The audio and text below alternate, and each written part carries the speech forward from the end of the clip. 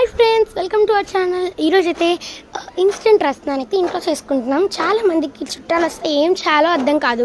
కాబట్టి మీరు కూడా ఇలా ఇన్స్టెంట్ రస్నా పౌడర్ ప్యాకెట్ కొనుక్కున్నారనుకోండి, ఇంట్లోనే ఈజీగా చేసేయచ్చు. దీనికి ఎలాంటి ప్రాసెస్ లేదు.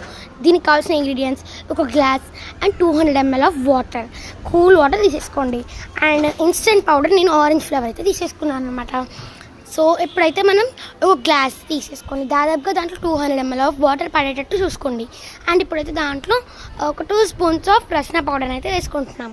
తర్వాతకి దాంట్లో మనం కోల్డ్ వాటర్ అయితే ఏదైతే కోల్డ్ వాటర్ తెచ్చుకున్నామో ఆ కోల్డ్ వాటర్ని మనం దాంట్లో పోసేసుకున్నాం. ఇదైతే లైట్ అండ్ ఆరెంజ్ షేడ్లో వస్తుంది.